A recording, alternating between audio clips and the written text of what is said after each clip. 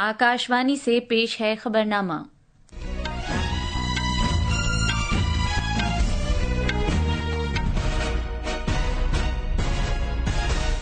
आदाब। खबरनामे के साथ मैं आसिया मेमुना। पहले इस वक्त की खास खबरें। शंघाई ताउन तंजीम SCO सरबराह कॉन्फ्रेंस चीन के शहर तियानजिन में आज शुरू हो रही है। वजीर आजम नरेंद्र मोदी सरबराह कॉन्फ्रेंस में शिरकत करेंगे और 2 तरफा मीटिंगें करेंगे। वजीर आजम आज दिन में 11 बजे आकाशवाणी पर मन की बात प्रोग्राम में अपने ख्यालात का इजहार करेंगे। वजीर दिफा राजनाथ सिंह ने कहा है कि भारत की दिफा के शोबे में खुद किफालत हासिल करने की कोशिश मुल्क की खुद मुख्तारी और सालमियत के लिए निहायत अहम है।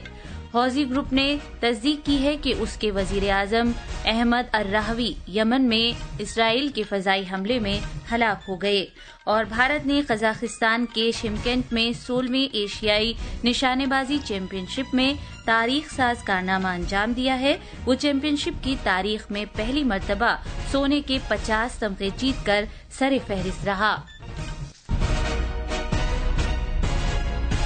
अब खबरें तफसील से। शंघाई ताउन तंजीम SCO के सरबराहान मुमलिकत कौंसिल का 25वां इजलास आज चीन के शहर तियानजिन में शुरू होगा। वजीर आजम नरेंद्र मोदी सरबराह कॉन्फ्रेंस में शिरकत करने के लिए तियानजिन पहुंच गए हैं। इस 2 रोजा सरबराह कॉन्फ्रेंस में 20 से ज्यादा मुल्कों के आला रहनुमा और 10 बैनुल-अक़वामी तंजीमों के सरबराह शिरकत कर रहे हैं। चीन की सदारत में साल 2025 को पायदार तरक्की का SCO साल करार दिया गया है। तफसील हमारे नामानिगार से। शंघाई के जज्बे को बरकरार रखते हुए शंघाई ताउन तंजीम SCO की पेशरफ्त के मौजू पर शंघाई ताउन तंजीम का 2 रोजा इजलास आज तियानजिन में शुरू हो रहा है। वजीर आजम नरेंद्र मोदी कल तियानजिन पहुंचे, जहां हवाई अड्डे से होटल तक उनका शानदार इस्तकबाल किया गया। बड़ी तादाद में लोग वजीर आजम को देखने और मिलने के लिए जमा हुए। इस मौके पर भारतीय मौसीकी के मारूफ असातिज़ा से तरबियत याफ्ता चीनी नज़ाद फनकारों ने भारतीय साजों के साथ रूह परवर क्लासिकी मौसीकी पेश की, जिसने इस्तकबालिया तकरीब को यादगार बना दिया।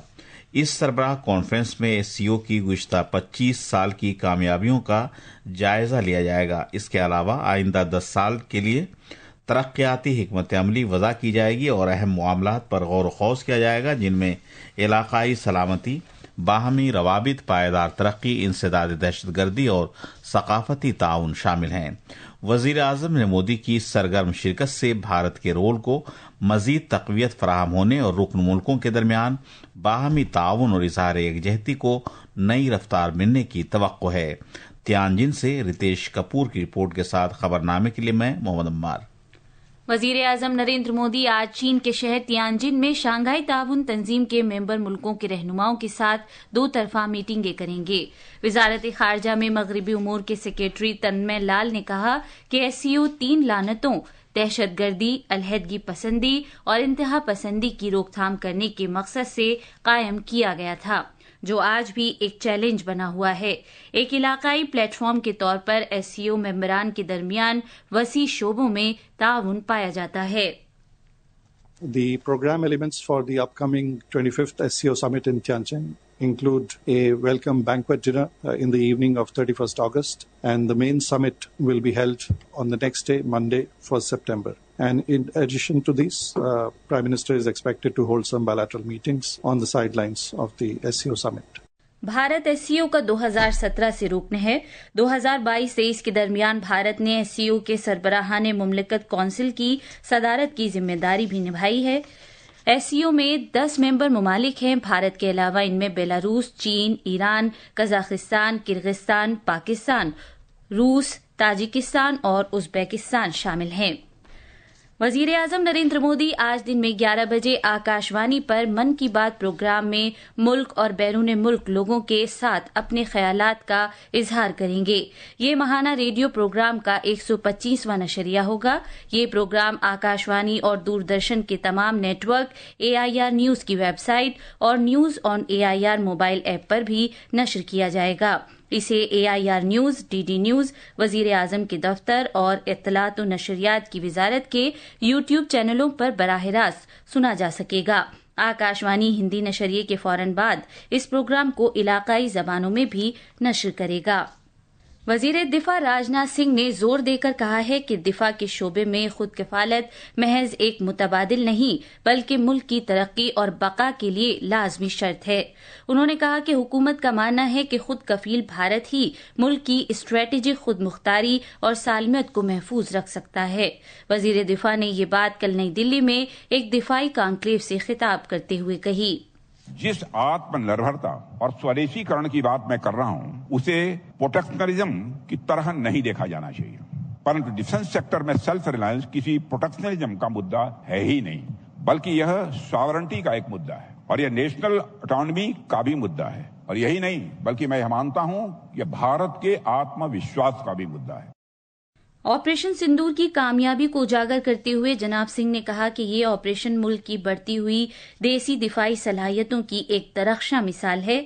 उन्होंने कहा कि पाकिस्तानी ठिकानों पर मुल्क में ही तैयार किए गए आलात का इस्तेमाल करते हुए मुसल्लह अफवाज के दुरुस्त हमलों ने ये साबित कर दिया कि कोई भी मिशन बसीरत, तवील तैयारी और तालमेल के बगैर कामयाब नहीं हो सकता।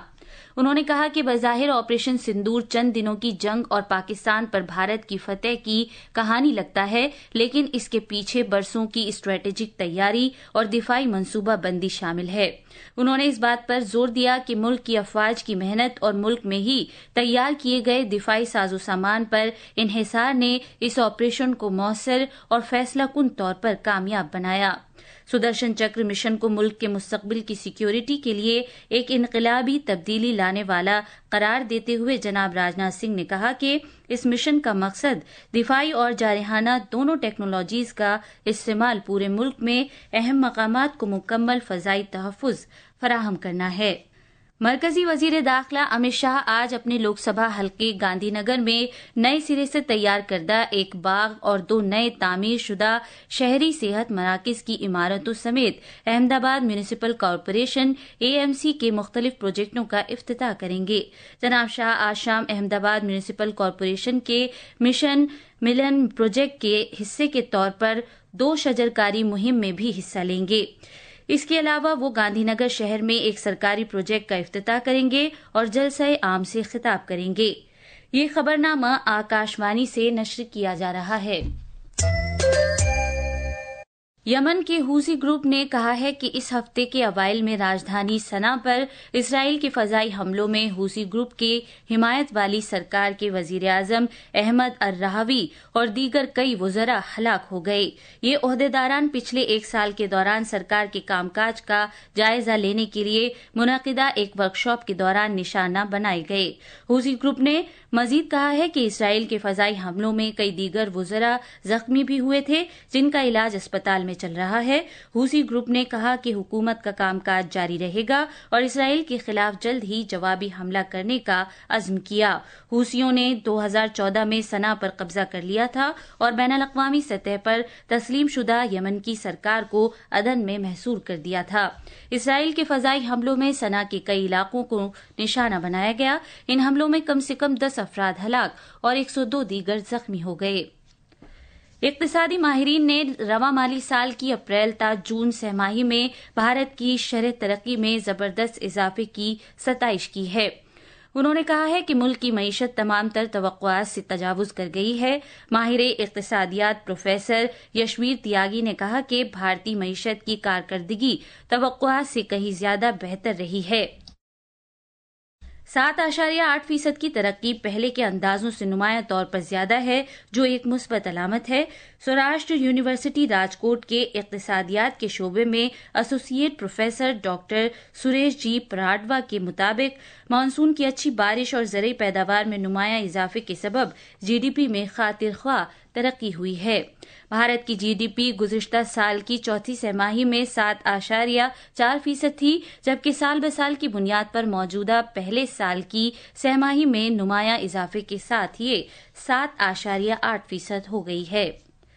रिजर्व बैंक ऑफ इंडिया के गवर्नर संजय मल्होत्रा ने कहा है कि भारत जल्द ही दुनिया की तीसरी सबसे बड़ी मईशत बन जाएगा। اور انہوں نے کہا کہ ملک کی ترقی کو بڑھانے کا سہرا پردھان منتری جن دھن یوجنا کو ہے۔ ان کا یہ تبصرہ ایسے وقت میں آیا ہے کہ جب بھارت کی GDP رواں مالی سال کی اپریل تا جون سہ-ماہی میں بڑھ کر 7.8% ہو گئی ہے۔ یہ اضافہ 5 سال سہ-ماہیوں میں سب سے زیادہ ہے۔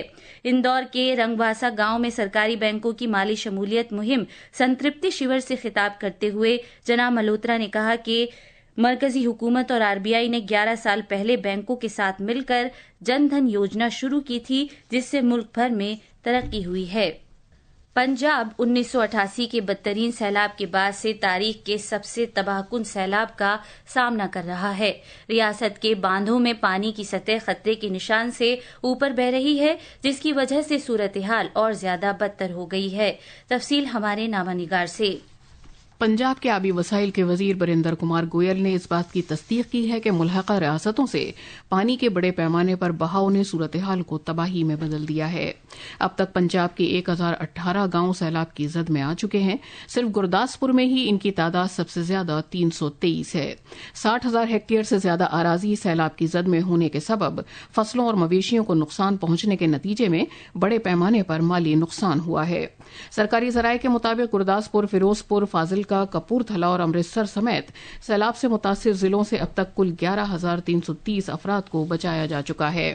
فوج، فضائیہ، BSF، NDRF اور پنجاب پولیس اور رضاکارانہ تنظیموں سمیت پنجاب پولیس سیلاب سے متاثرہ علاقوں میں بڑے پیمانے پر راحت اور بچاؤ مہم چلا رہی ہے۔ جالندھر سے راجیش بالی کی رپورٹ کے لیے خبرنامے کے لیے میں شبانہ بیگم۔ ہماچل پردیش میں مانسون ابھی بھی سرگرم ہے اور محکمہ موسمیات نے آج ریاست کے کچھ علاقوں میں شدید بارش کے لیے الرٹ جاری کیا ہے۔ پیش ہے ایک رپورٹ۔ ریاست کے قدرتی آفات سے متاثرہ ضلعوں میں سڑک رابطے کو بحال کرنے کے لیے کوششیں جاری ہیں۔ چمبا بھرمور سڑک کو کلسوئی اور راجیرا تک بحال کر دیا گیا ہے اور منی میں مہیش یاترا کے دوران پھنسے ہوئے عقیدت مندوں کو ان کی منزلوں تک پہنچایا جا رہا ہے۔ دوسری جانب قبائلی ضلع لاہور اسپیتی میں پگن نالہ کے راستے نقل و حمل کو بحال کر دیا گیا ہے اور قادہ کی جانب سے بڑی گاڑیوں کو جانے کی بھی اجازت دی جا رہی ہے۔ شملہ سے پربھا شرما کی رپورٹ کے ساتھ خبرنامے کے لیے میں محمد عمار۔ قزاقستان کے شہر شمکنٹ میں 16ویں ایشیائی نشانے بازی چیمپئن شپ میں بھارت نے تاریخ ساز کارنامہ انجام دیا ہے۔ بھارت چیمپئن شپ کی تاریخ میں پہلی مرتبہ سونے کے 50 تمغے جیت کر سر فہرست ہے۔ اس نے چاندی کے 26 اور کانسے کے 23 تمغوں سمیت مجموعی طور پر 99 تمغے جیتے ہیں۔ میزبان قزاقستان تمغوں کی فہرست میں دوسرے مقام پر جبکہ چین تیسرے مقام پر ہے۔ بھارت کے انکر متل نے کل چیمپئن شپ کے آخری دن شاندار کارکردگی کا مظاہرہ کرتے ہوئے مردوں کے ڈبل ٹریپ مقابلے میں سونے کا تمغہ جیت کر عالمی ریکارڈ قائم کیا۔ یہ تھی خبریں۔ اب اخبارات کے آئینے کے ساتھ ہیں شبانہ بیگم۔ شکریہ آسیہ۔ آج راجدھانی دلی سے شائع ہونے والے تقریباً سبھی اردو اخبارات نے وزیر اعظم نریندر مودی کے جاپان کے دورے کی تکمیل اور چین کے دورے کے آغاز کو اولین شہ سرخی بنایا ہے۔ روزنامہ انقلاب اور راشٹریہ سہارا کی شہ سرخی ہے، وزیر اعظم جاپان کے کامیاب دورے کے بعد شنگھائی تعاون تنظیم SCO چوٹی کانفرنس میں شرکت کے لیے چین پہنچے۔ یوکرین کے صدر ولادیمیر زیلنسکی سے فون پر بات کی۔ جناب مودی کی جن پنگ اور پوتن سے ملاقات پر دنیا کی نظریں۔ جبکہ روزنامہ ملاب کی اہم سرخی ہے، رواں مالی سال کی پہلی سہ-ماہی میں بھارت کی GDP میں تیزی سے اضافہ، GDP 7.8% پر پہنچ گئی۔ بھارت دنیا بھر میں سب سے تیزی سے ترقی کرنے والی معیشت کے طور پر ابھر رہا ہے۔ اخبارات کی دوسری اہم خبر ہے، ٹرمپ کی بین الاقوامی اقتصادی حکمت عملی کو بڑا دھکا، امریکی عدالت نے ٹیرف کو بتایا غیر قانونی۔ آخر میں خاص خبریں ایک بار پھر۔ شنگھائی تعاون تنظیم SCO سربراہ کانفرنس چین کے شہر تیانجن میں آج شروع ہو رہی ہے۔ وزیر اعظم نریندر مودی سربراہ کانفرنس میں شرکت کریں گے اور 2 طرفہ میٹنگیں کریں گے۔ وزیر اعظم آج دن میں 11 بجے آکاشوانی پر من کی بات پروگرام میں اپنے خیالات کا اظہار کریں گے۔ وزیر دفاع راجناتھ سنگھ نے کہا ہے کہ بھارت کی دفاع کے شعبے میں خود کفالت حاصل کرنے کی کوشش ملک کی خود مختاری اور سالمیت کے لیے نہایت اہم ہے۔ حوثی گروپ نے تصدیق کی ہے کہ اس کے وزیر اعظم احمد الراوی یمن میں اسرائیل کے فضائی حملے میں ہلاک ہو گئے، اور بھارت نے قزاقستان کے شمکنٹ میں 16ویں ایشیائی نشانے بازی چیمپئن شپ میں تاریخ ساز کارنامہ انجام دیا ہے۔ وہ چیمپئن شپ کی تاریخ میں پہلی مرتبہ سونے کے 50 تمغے جیت کر سر فہرست رہا۔ اس کے ساتھ یہ خبرنامہ ختم ہوا۔